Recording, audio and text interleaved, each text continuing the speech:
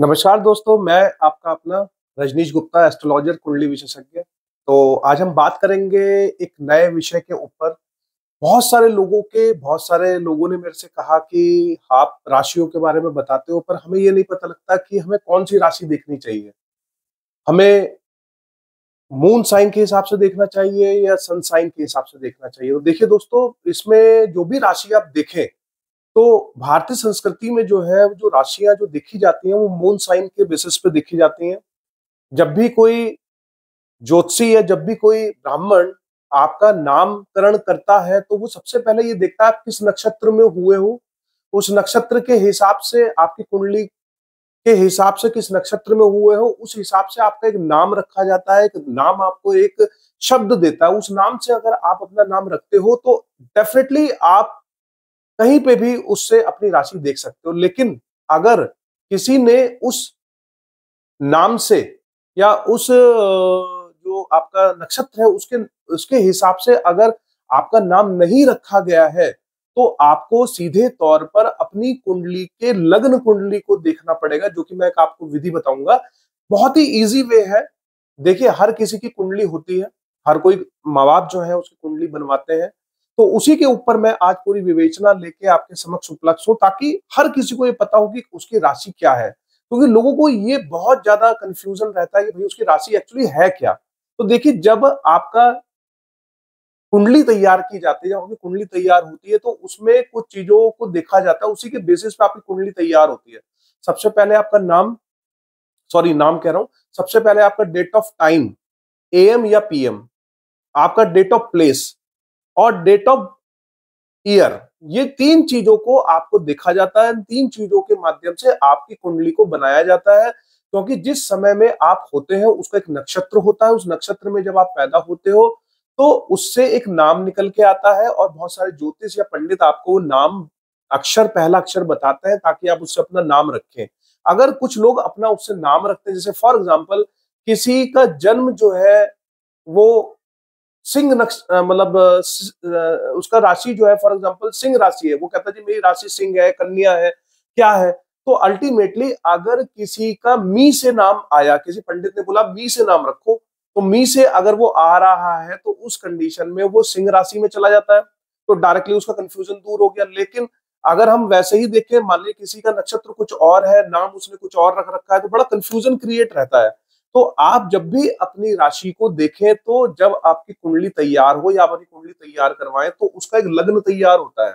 लग्न कैसे तैयार होगा, जो कि मैंने आपको बताया, date of time, date of place और आपका डेट ऑफ ईयर से। इससे आपकी कुंडली जब तैयार होती है, तो उस कुंडली में आप देखेंगे, मैंने एक कुंडली ली एक जातक की, जो कि तुला लग्न की कुंडली है। फॉर एग्जाम्पल ये 7 नंबर लिखा है, तुला लग्न की कुंडली है। तो इस कुंडली के अंदर आप देखोगे, सारे के सारे जो आपके प्लैनेट्स हैं, वो सारे के सारे डिजाइंड वे में डाले गए हैं। क्योंकि लग्न कुंडली है, तो लग्न कुंडली में सारी विवेचना इससे हम कर पाते हैं, सारी की सारी विवेचना इससे देख पाते हैं। तो इस कुंडली में हम सबसे पहले कहाँ देखें कि हमारी कौन सी राशि है। तो राशि देखने के लिए देखिए कि सब इस पूरी कुंडली के अंदर चंद्र की स्थिति क्या है, चंद्र कहाँ पे है।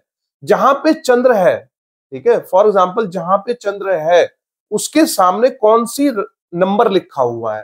देखिए, इस चंद्र जहां इस कुंडली में, फॉर एग्जांपल ये कुंडली जो है तुला लग्न की कुंडली है, 7 नंबर है, तुला लग्न की कुंडली है।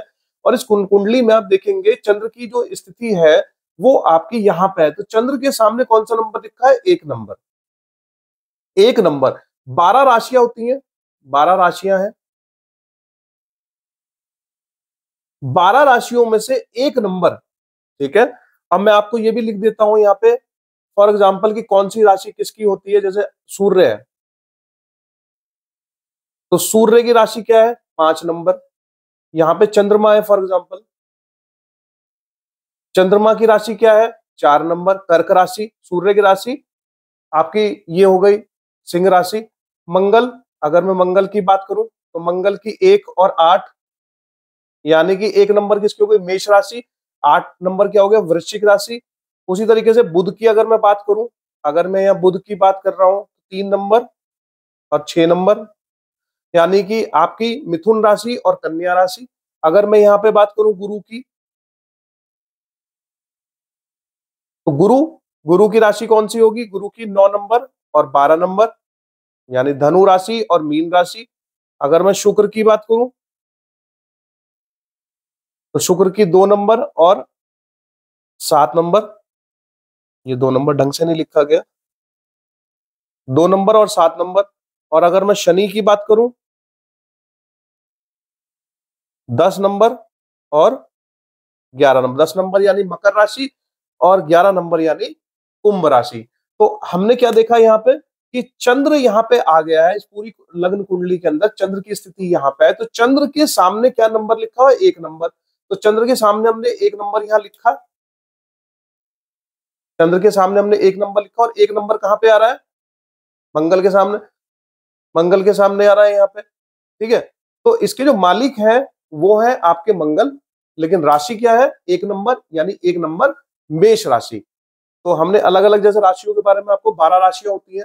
पहले नंबर की राशि जो होती है वो मेष होती है, दूसरे नंबर की राशि जो होती है वृषभ राशि कहलाती है, 3 नंबर की जो राशि होती है उसको हम बोलते हैं मिथुन राशि, 4 नंबर की राशि जो होती है उसे हम बोलते हैं कर्क राशि, 5 नंबर की जो राशि होती है उसे हम बोलते हैं सिंह राशि, उसके बाद में 6 नंबर की जो राशि होती है कन्या राशि बोलते हैं, 7 नंबर की जो राशि होती है उसे हम तुला, 8 नंबर की वृश्चिक, 9 नंबर की धनु, 10 नंबर की मकर, 11 नंबर की कुंभ, 12 नंबर की मीन। इनके स्वामी जो है वो भी मैंने यहाँ पे लिख दिए हैं, किसके क्या स्वामी होते हैं।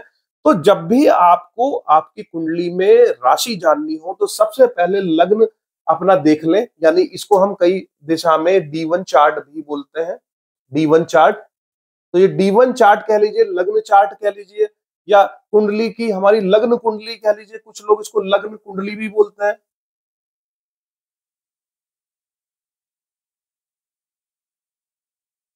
कुछ लोग इसको लग्न कुंडली भी बोलते हैं। तो लग्न कुंडली में D1 चार्ट में या लग्न में, है ना, तो जब भी आपको ये स्थिति देखनी है तो चंद्र की स्थिति देख लीजिए। मान लीजिए कि फॉर एग्जांपल यहाँ पे जो है, मैं चेंज कर देता हूं, यहाँ पे ये चंद्र यहाँ ना होके मान लो ये चंद्र जो है यहाँ आ जाता। अगर चंद्र यहाँ आ जाता तो आप देखते हैं नंबर क्या लिखा है? 5 नंबर, 5 नंबर यानी सिंह राशि हो जाती। अगर मान लीजिए कि यहाँ चंद्रमा यहाँ ना बैठ के आपका चंद्रमा यहाँ आ जाता, अगर चंद्रमा यहां जाता तो 12 नंबर की गिनती लिख के क्या हो जाती? मीन राशि हो जाती। अगर यहाँ पे फॉर एग्जांपल चंद्रमा यहां ना बैठ के अगर चंद्रमा इस कुंडली में यहां बैठ जाता तो राशि आपकी 6 नंबर लिख के कन्या राशि हो जाती। अगर आपका चंद्रमा यहां ना रह के अगर आपका यहाँ पे बैठ जाता तो आपकी राशि जो है वो ये 7 नंबर तुला राशि हो जाती। ये चंद्रमा अगर यहां ना बैठ के यहां बैठता तो 9 नंबर यानी कि आपकी धनु राशि हो जाती। यहां पे बैठ जाता तो आपकी जो है वो वृश्चिक राशि हो जाती। यहां बैठ जाता तो आपकी राशि यहाँ पे जो है वो मकर हो जाती। यहां बैठ जाता तो यहाँ पे 11 नंबर लिखा है तो ये आपकी कुंभ राशि हो जाती। तो ये मैंने इसलिए आपको बताया क्योंकि बहुत सारे लोगों ने कहा कि आप राशि तो बना रहे हैं सर, लेकिन हमें समझ में ही नहीं आता कि हमारी राशि एक्चुअली है क्या। कई बार हम लोग पेपर में देख लेते हैं, हमारे जन्म ईयर के हिसाब से देख लेते हैं, कोई मंथ के हिसाब से देख लेते हैं। तो इंडिया में जो राशि है वो एंशिएंट टाइम से जो है हम लोग मून साइन के हिसाब से देखते हैं। लग्न कुंडली के अंदर जहां भी चंद्रमा की स्थिति है, जहां भी वो बेस्ड है, उसी ही नंबर को हम अपनी राशि मानते हैं। तो शायद मेरी दी गई जानकारी से आप संतुष्ट हैं। प्लीज इसे लाइक करें, सब्सक्राइब करें, लोगों तक इसको भेजें ताकि लोगों को सही जानकारी हो सके और वो अपनी सही राशि को देख सके। मैंने बहुत सारी कुंडलियों में देखा है, मैंने कई लोगों से पूछा भाई आपकी राशि क्या है, वो कहते जी मेरी राशि सिंह है। ये से पूछा मेरी राशि धनु है, लेकिन जब उनकी कुंडली बनाई गई तो पता लगा उनकी राशि कुछ और है। जीवन भर मतलब उनके 35-40 साल निकल गए, मतलब उन लोगों को अपनी राशि के बारे में पता ही नहीं है, मतलब वो कुछ और ही देख रहे हैं। तो आप भी अगर अपनी सही राशि देखना चाहते हैं तो अपने लग्न चार्ट को देखिए, अपने लग्न कुंडली को देखिए, जहां भी चंद्रमा बेस्ड है उसमें आप जाके देखेंगे और वो इजिली निकल जाएगा। क्योंकि बड़ा कंफ्यूजन होता है कि पंडित ने क्या नाम दिया था, ज्योतिषियों ने क्या पहला नाम दिया था, हमने रखा, मान लिया किसी का नाम ली से आया, लू से आया, चू से आया, चे से आया पर हमने क्या करा कि हमने नाम कुछ और ही रख लिया।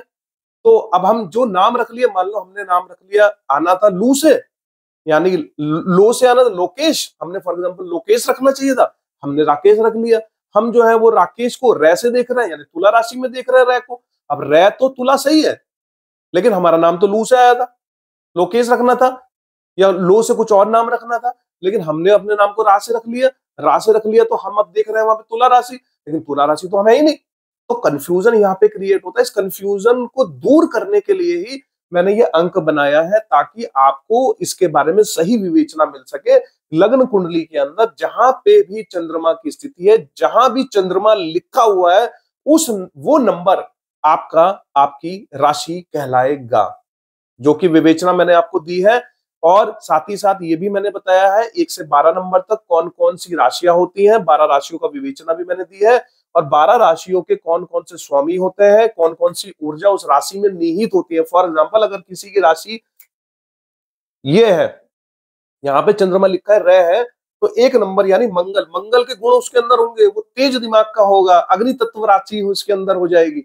अगर मान लीजिए किसी की राशि 2 नंबर की है, फॉर एग्जाम्पल यहाँ 6 लिखा हुआ है, 2 नंबर की राशि है, तो 2 नंबर की राशि में आप देखोगे क्या है, शुक्र, शुक्र में उसके गुण निहित हो जाएंगे, शुक्र के गुण निहित होंगे उसके अंदर।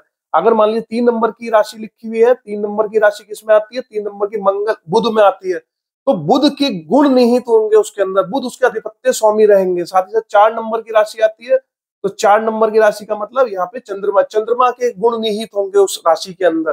5 आती है, तो 5 में आपके सूर्य निहित हो जाएंगे, सूर्य जैसा उसके अंदर अभिमान होगा, तेज होगा उसके अंदर, कहीं ना कहीं जैसे उसका एक्शन ओरिएंटेड होगा बंदा काम करने में। 6 नंबर आता है, यहाँ लिखी रहती है 6 नंबर में, तो कहीं ना कहीं बुध, 6 नंबर बुध की आती है, तो बुध, बुध जो है उसके स्वामी होगा, तो बुध की उसमें अधिकता रहेगी कहीं ना कहीं। 7 नंबर अगर आती है, तो 7 नंबर में फिर से शुक्र की क्वालिटी उसके अंदर होंगी कहीं ना कहीं।